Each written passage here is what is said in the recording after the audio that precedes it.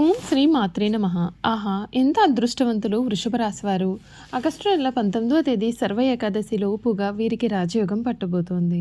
3 కోట్ల దేవతల అనుగ్రహంతో వీరు నెంబర్ 1గా ఎదుగుతారు. వీరు జీవితంలో చూడలేనటువంటి మార్పులు అయితే మీరు ఈ సమయంలో చూస్తారని చెప్పడంలో సందేహం అయితే లేదండి. అసలు వృషభ రాశి వారి జీవితం ఏ విధంగా ఉండబోతోంది, వీరి జీవితంలో కలగబోయే పూర్తి మార్పులు ఏమిటి, వీరి విద్య, ఉద్యోగ, వ్యాపార, వైవాహిక జీవితాల్లో వృషభ రాశి వారికి ఎటువంటి పరిణామాలు వీరు చూడబోతున్నారు అన్ని విషయాల గురించి కూడా ఇప్పుడైతే మనం క్లియర్గా ఈ వీడియో ద్వారా తెలుసుకుందామండి.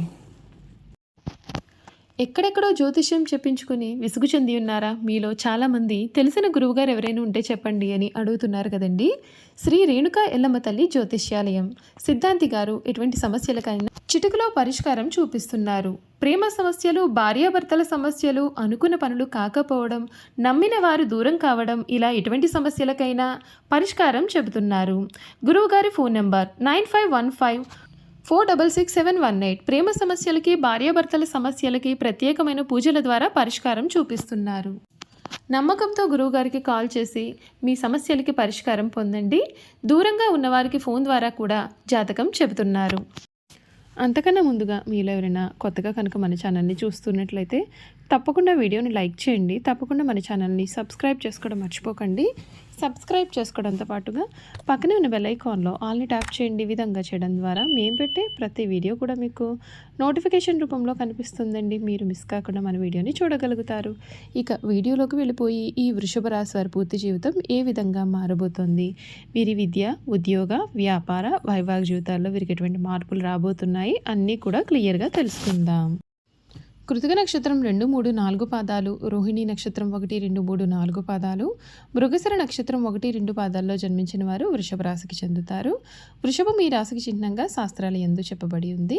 వృషభం అనగా ఎద్దు. ఈ రాశి వారికి అధిపతి శుక్రుడు. వృషభ రాశి చక్రంలో రెండవది.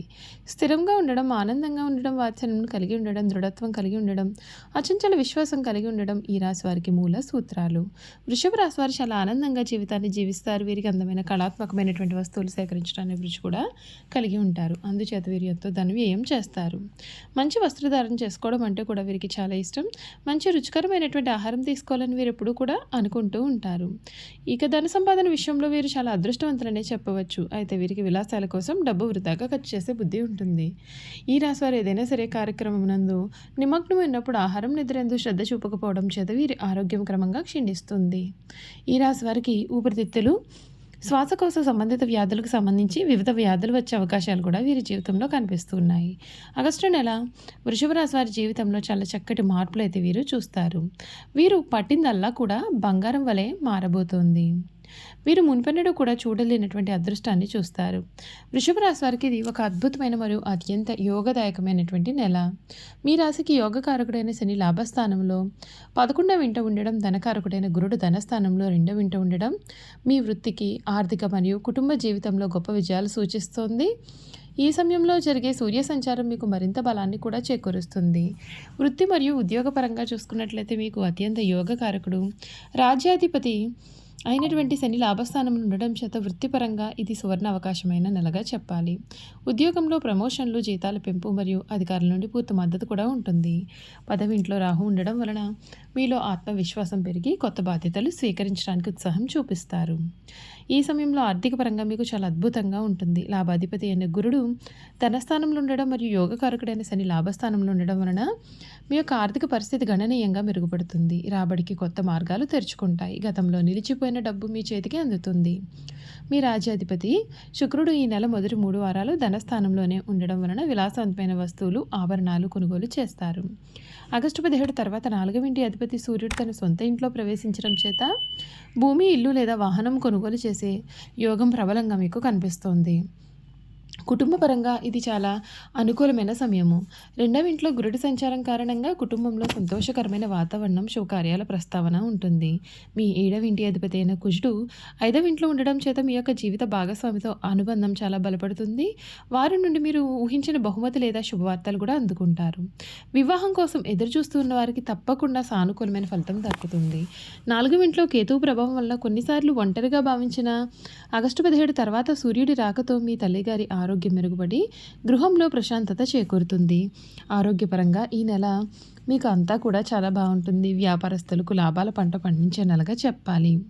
శని మరియు గురుగ్రహాల అనుకూలత కారణంగా వ్యాపారంలో గణనీయమైన పెరుగుదల ఉంటుంది మరియు ఆదాయం రెట్టింపు అవుతుంది. కొత్త వ్యాపారం ప్రారంభించడానికి లేదా ప్రస్తుతం ఉన్నటువంటి వ్యాపారాన్ని విస్తరించడానికి కూడా ఈ సమయంలో మీకు చాలా అనుకూలమైనటువంటి సమయంగా చెప్పవచ్చు. ఈ నెల చివరి భాగంలో పనిభారం పెరిగినప్పటికీ ఆర్థికంగా మీకు చాలా మంచి ఫలితాలనే ఇస్తుంది. విద్యార్థులకు ఈ సమయం శ్రమ ఫలితాలను ఇస్తుంది. 5వ ఇంట్లో కుజుడి సంచారం వలన కొన్నిసార్లు ఏకాగ్రత లోపించడం లేదా చదువుపైన అశ్రద్ధ కూడా కలగవచ్చు. అయితే మీ పంచమాధిపతి అయిన బుధుడు మరియు భాగ్యాధిపతి అయిన శని అనుకూలంగా ఉండడం చేత మీరు కష్టపడితే కోరుకున్న ఫలితాలు సాధిస్తారు. ముఖ్యంగా ఆగస్టు 30వ తేదీన బుధుడు 4వ ఇంట్లోకి ప్రవేశించిన తర్వాత మీ యొక్క ఆలోచన విధానం మెరుగుపడి పోటీ పరీక్షల్లో విజయం సాధించడానికి అవకాశాలు కూడా బాగుంటాయి. ఈ సమయం మీకు చాలా అనుకూల ఫలితాలను మరింతగా పెంచుకోవడానికి మరియు చిన్న చిన్న సవాళ్లను అధిగమించడానికి కూడా కొన్ని పరిహారాలను పాటించాలి. శుక్రుడి అనుగ్రహం కోసం మీ రాశి అధిపతి శుక్రుడిని ప్రసన్నం చేసుకోవడానికి ప్రతి శుక్రవారం లక్ష్మీదేవిని పూజించండి. ఇది మీకు మరింత శ్రేయస్సునిస్తుంది. కేతువు శాంతి కొరకు 4వ ఇంట్లో కేతువు ఉండడం వలన కలిగే మానసిక ఒత్తిడిని తగ్గించుకోవడానికి ప్రతిరోజు కూడా గణపతిని పూజించడం లేదా గణేష స్తోత్రాన్ని పఠించడం కూడా చాలా మంచిది. కుజుడి శాంతి కొరకు విద్యార్థులు ఏకాగ్రత పెంచుకోవడానికి ప్రతి మంగళవారం సుబ్రహ్మణ్య స్వామిని పూజించడం కూడా చాలా మంచిదని చెప్పడంలో సందేహం లేదండి. చూశారు కదండి, వృషభ రాశి వారి గురించి తెలుసుకున్నారు కదా. ఇక వీరి గుణగణాలు కూడా ఏ విధంగా ఉంటాయో ఇప్పుడైతే మనం క్లియర్గా తెలుసుకుందాం. వృషభ రాశి వారు ఏ విషయంలోనైనా చాలా ఖచ్చితంగా వ్యవహరిస్తారు.